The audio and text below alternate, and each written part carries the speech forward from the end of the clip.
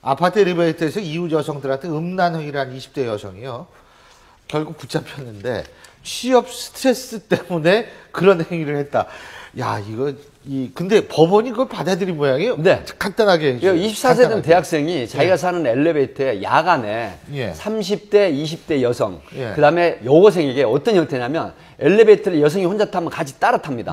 그렇게 하고서 저층 그 버튼을 누르고 내리기 전에, 여성이 내리기 전에 먼저 내리면서 엘리베이터 문이 닫히지 않도록 잡고 그 다음에 성기를 꺼내서 자유행위하는 모습을 보이고 도망을 가는 이런 범행을 저질렀는데 결국은 치료를 하겠다. 또 부모의 선처 요구, 그 다음에 대학생이고 전과가 없는 점 이런 것 때문에 결국 벌금형의 선도 유예를 받은 그런 내용입니다. 그 예전에 지검장 되시는 분도 유사한 노출증이 있으셨죠? 네. 근데 그분도 그럼 벌금형 받으셨나요? 기소가 아예 안 됐죠. 그건 왜 기소가 안 됐죠?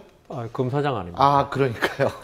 아니, 근데 이거 말씀하시죠. 정말 근데 이제 젊은이들한테 취업 스트레스라는 게 굉장한 것 같아요. 아니, 근데 보면 스트레스 받았다고 다 저런 근데 지난주에 기억하시겠지만 왜 쿠팡 직원을 사칭해서 만일 그 혼자 사는 여자의 그 주소를 파악하고 있다. 언제가 찾아갈 거다.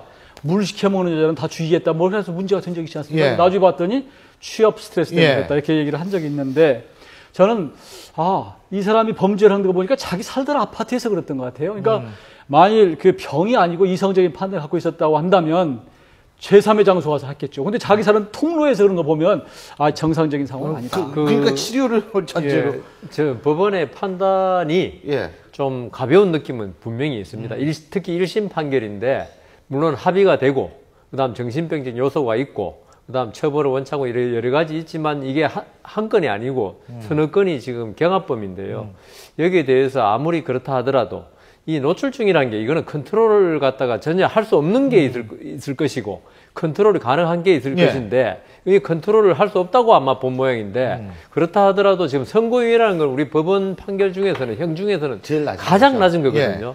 이 1심에서는 집행유예 정도를 해가지고 좀 어떤 경종을 울리는 게 괜찮지 않았을까 그렇게 생각됩니다. 근데 우리나라 사회에 의외로 이 노출증으로 저거 하는 사람들이 많다는 거를 요새 많이 보게 되는데, 좀 아무래도 조금 벌이 엄격해지고, 최소한도 치료는 좀 확인하면서 치료가 됐는지 그 법이 좀 확인해야 되는 거 아니에요? 경찰도 그렇고요. 간단하게. 네, 사실 치료 전력이 없었습니다. 그리고 이제 노출증이라는 건 이 사안이 벌어지면서 발견된 건데 사실 너무 처벌이 가벼운 것 때문에 이런 유사한 모방 범죄가 생길 가능성도 높습니다. 여성들이 놀랍니다. 그 놀란 것도 충격으로 다가올 수 있기 때문에 절대로 가벼운 일이 아니라는 생각이 드는데. 자, 내부 말씀 오늘 여기까지 듣죠. 고맙습니다.